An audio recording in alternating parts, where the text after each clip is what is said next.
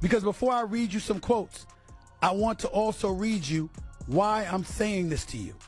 Remember when I brought up the 2024 U.S. Olympic roster, how she was left off of that and how stupid that was for Team USA women's basketball to leave her off? Remember I said that?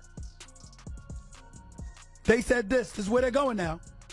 Ms. Clark's targeting may reflect a culture of disparate treatment, and the evidence provides reasonable cause for a federal probe into potential civil rights violations. The WNBA has been bouncing Caitlin Clark about like she strolled into a demolition derby by mistake. Furthermore, Stephen A. Smith has formally gone nuclear. He didn't simply vent. He lectured after seeing her absorb more contact than a crash test dummy, referred to it as a civil rights issue in trainers, and meant every word. It wasn't hoops. With a scoreboard, it was full contact anarchy. Additionally, Stephen A. appears to be filibustering for her safety as he paces, shouts, and makes gestures. It's loud, crazy, and classic Stephen A., except sharper, spicier, and somehow funnier. I had to talk about a story that's very, very important. And albeit indirectly, it involves Caitlin Clark, the Department of Justice, and quite possibly the President of the United States himself. To be clear, Stephen A. Smith declared, "Nope, I want subpoenas," after witnessing Caitlin Clark make it through a WNBA game that resembled a street brawl with a scoreboard. "I want Cheryl Swoops to take office. Give me a gavel, please." The WNBA Victims Unit is now under law and order. Because what do you call it when the most talented player in the league is eye-gouged, slammed, hip-checked, and hacked like she stumbled into a Mortal Kombat competition by mistake?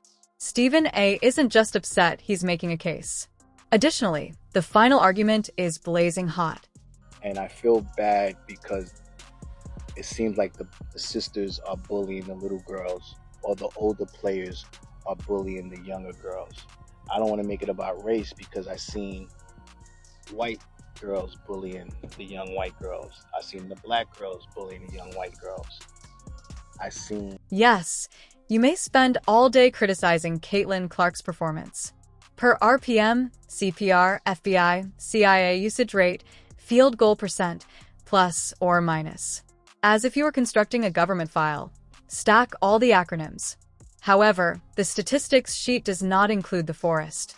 In actuality, the WNBA was given a golden ticket to become widely recognized, their bow-wrapped Michael Jordan moment. And they turned a generational chance into a demolition derby by throwing her to the goon squad like a chew toy rather than protecting it. Let me read to y'all the opening couple of graphs because I want you to hear the impact of this. This is serious. This is serious. And I could say it with my team here, having the footage and the receipts to back me up. I could be in that I told you so mode. I really, really could. But I ain't going to do that because I'm in a good mood. I'm going to be chill. But I could be. And Stephen A., bless his dramatic nature, is doing the Selma March in high tops on national television. Knowing the risks, he has his forehead veins working overtime, seeming as though the Wi-Fi just went out in the middle of the broadcast. The WNBA will immediately return to airing on Channel Who Cares at 2:15 a.m., sandwiched between late-night infomercials for waterproof socks and Matlock repeats, if they fail to deliver on this promise. This is more than simply a terrible appearance. It is a one-way ticket to oblivion. Caitlin Clark has done for the women's NBA what Michael Jordan once did for the NBA. Made it more valuable, watchable, and marketable.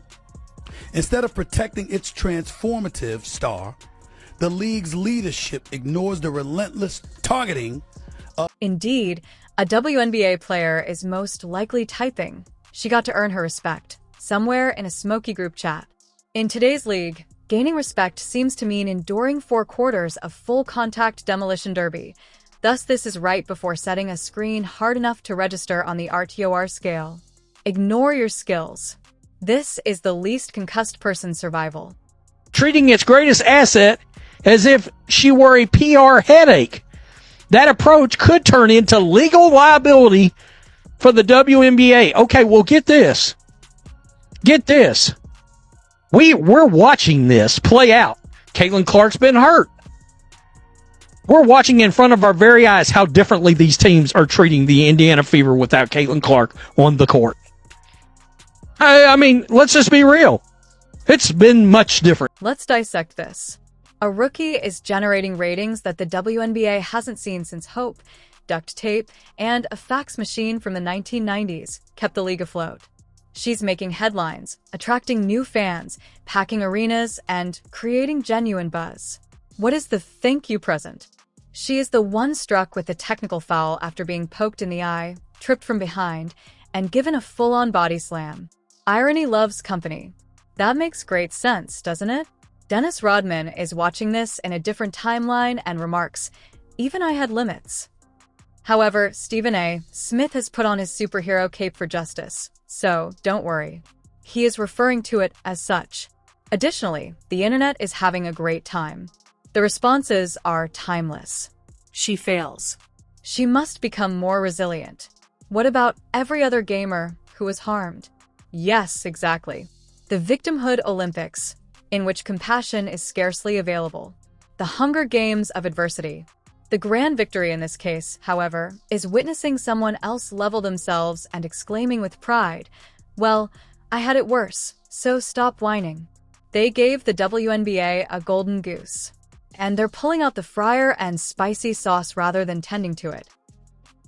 WNBA, y'all are in trouble. I told y'all didn't want to protect my precious CC. Now y'all getting hit with a civil lawsuit for targeting. You hear me? And then this stuff is documented. That don't even make no sense from players just speaking freely, thinking that they won't have no consequences. That means somebody had them on the payroll. You know what I'm saying? She done had 4 injuries within like a month and a half. Disgusting. And keep us safe. The game lecture includes the exhausted physicality. All of us have witnessed actual physicality. Play basketball in the playoffs. Paint on the elbows. Clean yet hard fouls. This question mark. This is a very different matter. It is the new, unofficial handbook of the WNBA. Make her feel bad about it if she's well-liked. Meanwhile, a player is most likely stating, "People only like her because she's white," on a podcast that no one asked for. Yes, exactly. What a wonderful method to undo years of discipline, strain, and labor. It must be a conspiracy to boil everything down into a white girl dribbles Netflix special in sports. Jealousy is nothing new. This is a distinct breed, though. I won't outplay you with this. When I don't get a shoe deal, I'm going to pout after suplexing you in the middle of the drive. The WWE era of basketball has officially begun, but without the money, the pyrotechnics, or the rock yelling. The truth is here, if you can smell it. The issue isn't Caitlin Clark. She entered with cameras, fans, and expectations, which is the issue. She also revealed the largest insecurity in the league. Nobody else has that type of gravitational pull. Additionally, some gamers choose to act out Mortal Kombat on her knees rather than in the present. And, please, the referees. The officiating is as consistent as a kid going to bed. It occasionally ends in a breakdown, occasionally it occurs on schedule, and occasionally it doesn't. Calls are being avoided rather than missed, similar to the league's infatuation with safeguarding its most valuable player. Remember I talked about people being jealous? The Cheryl Swoops of the world and others. Remember I pointed that stuff out? Remember I talked about the rough housing? Remember I talked about all of that? Let me read further. This would mirror the Equal Employment Opportunity Commission investigation into the Erica Hamby's pregnancy discrimination claims against the WNBA and her team. Congress and Labor and Justice departments would be justified in examining the facts. At Harvard and Columbia, during anti-Semitic protests, institutional leaders played down threats and She gets smashed like a cheap nail at Home Depot after only one play. Not a whistle. She gives someone a funny look in the next play. TECHNICAL. Do we still act like this?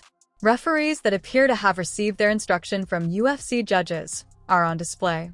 ESPN is over here attempting to spin this, as though she's just getting started. Oh, really? Acquiring knowledge? You're acting as like this is some kind rite of passage when the woman is out here getting clotheslined like it's Monday Night Raw. It didn't sit well with Stephen A. You could sense pure, righteous rage replacing the Brooklyn as it left his body. The type of rage that typically follows poor Knicks transactions or Skip Bayless's utterance. He described it as sabotage, which is what it was. Not even one that's smart. An awkward, blatant, and envious act of small-scale sabotage is transforming the WNBA into a meme before it even gained traction. The unfortunate thing is that Caitlin Clark continues to play through it. She's just hooping. She's not complaining or acting out. By the way, he's hooping better than half of the league's resentful benchwarmers who believe that defense equates to attempted murder. It's insufficient, though, as some people seem to believe. She didn't deserve it. We simply don't like that people like you, which is the holy hazy changing goalpost notion of earning it in this context. In the league, who was top 4 in MVP voting last year, the assist leader last year, galvanizing talent that has done wonders for the NBA. If she is seen to be physically getting abused on a basketball court in a way that is such a clear and flagrant discrepancy compared to what happens to others, that man is... People would still argue that Caitlin Clark needs to show herself more even if she were dropped into the center of a volcano, made a three-pointer, and was dive-tackled by a pterodactyl. It has turned into an inadvertent dark slapstick comedy, like witnessing someone yell, "I'm a professional," as they plummet downwards. This whole problem is, let's face it, what occurs when insecurity and ego collide in a back alley and they choose to forego the future of women's basketball. The problem isn't just the fouls, it's the stillness. Where is the outcry? The statements are missing. Yes, exactly. They're too busy attacking the sole player, who keeps the league relevant while also tweeting vague statements about safeguarding the game. Additionally, the league office radio silence seems to be an attempt to disregard the concussion protocol infractions in the hopes that they will vanish into thin air. What if LeBron had received this kind of treatment during his rookie season? Well, the other guys are mad. You think the NBA would have said with a shrug, let them slam him with their bodies. He would have been bubble-wrapped and taken in a gilded chariot to the court. However, Caitlin, no, leave her on her own. She is only a novice. She is able to handle it. She is difficult, isn't she? She's tough, I see. Definitely. You must play with a bullseye on your back every night while being held accountable for anything from the worldwide water deficit